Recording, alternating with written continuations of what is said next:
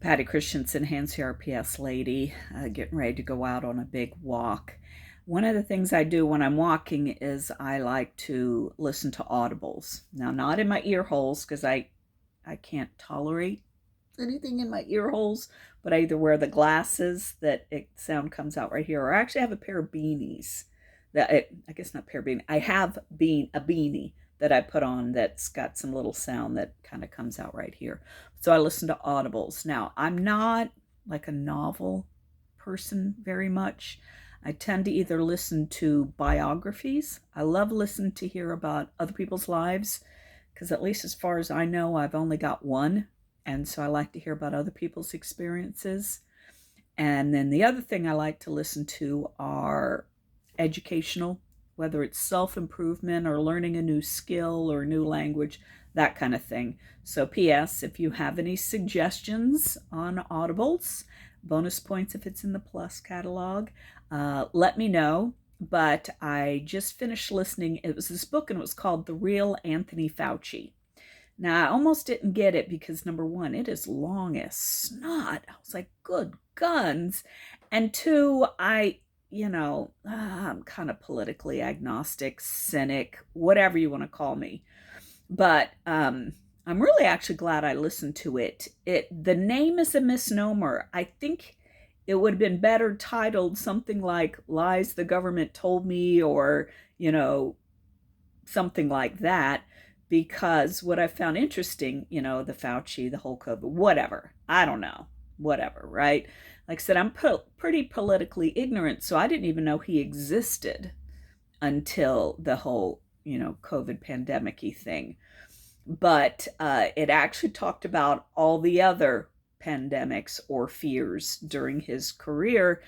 The big one being AIDS. I mean, I'm Gen X, born in 67.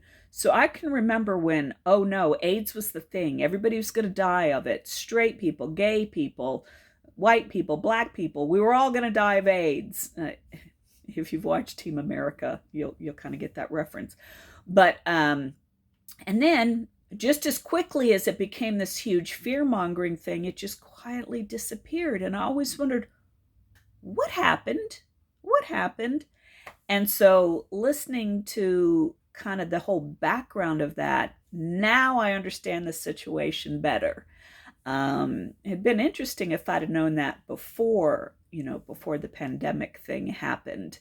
And if it probably wouldn't have changed much. I am not a vaccine person other than, the mandatory little kid ones that are super well tested. Those I'm okay. But like, I don't do a flu vaccine. I already had chicken pox, so obviously I'm not going to do, any of those I'm not going to do. And I guess I can admit it now without people flipping out, but I didn't do the COVID vaccine.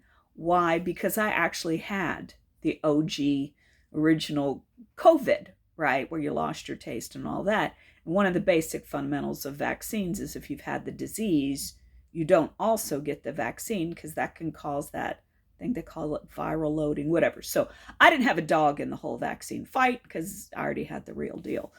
But anyway, it was very interesting. It is very long. So truth be told, I listened to it at 1.5, which was fine. That actually worked pretty good. But I'm going to have to give that book thumbs up.